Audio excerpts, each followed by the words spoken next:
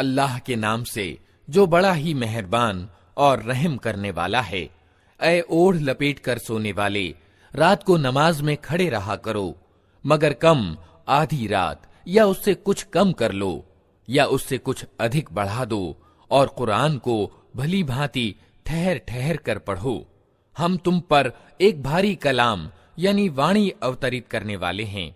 वास्तव में रात का उठना मन यानी नफ्स पर काबू पाने के लिए बहुत प्रभावकारी और कुरान ठीक पढ़ने के लिए अधिक अनुकूल है।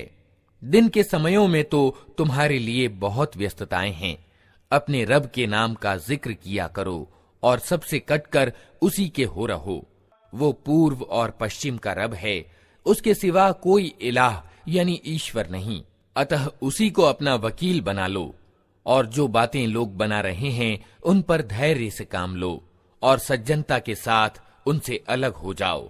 इन झुठलाने वाले खुशहाल लोगों से निपटने का काम तुम मुझ पर छोड़ दो और उन्हें तनिक देर इसी हालत पर रहने दो।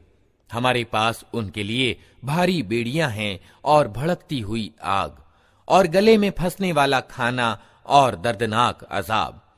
ये उस दिन होगा जब जमीन और पहाड़ कांप उठेंगे और पहाड़ों की दशा ऐसी हो जाएगी जैसे रेत के ढेर हैं जो बिखरे जा रहे हैं।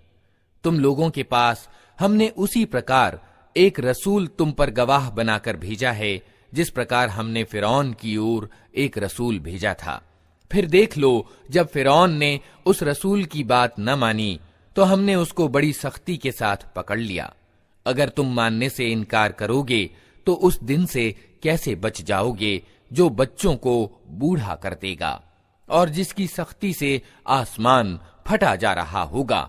अल्लाह का वादा तो पूरा होकर ही रहना है।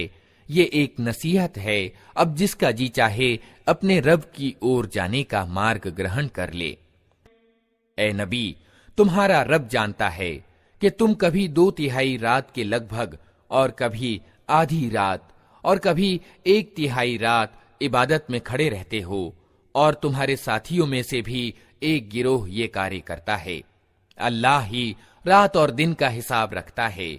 उसे मालूम है कि तुम लोग समयों की ठीक गणना नहीं कर सकते, अतः उसने तुम पर दया की। अब जितना आसानी से पढ़ सको कुरान पढ़ा करो। उसे मालूम है कि तुम में से कुछ बीमार होंगे, कुछ दूसरे लोग अल्लाह के अनुग्रह यानी रोजी की खोज में यात्रा करते हैं, और कुछ और लोग अल्लाह के मार्ग में युद्ध करते हैं। अतः जितना कुरान आसानी से पढ़ा जा सके पढ़ लिया करो। नमाज कायम करो, ज़कात दो और अल्लाह को अच्छा कर्ज देते रहो। जो कुछ भलाई तुम अपने लिए आगे भेजोगे उसे अल्लाह के यहाँ मौजूद पाओगे। वही ज्यादा अच्छा है और उसका बदला बहुत बड़ा है। अल्लाह से क्षमा याचना करते रहो, निस्संदेह अल्लाह बड़ा क्षमाशील और दयावान है।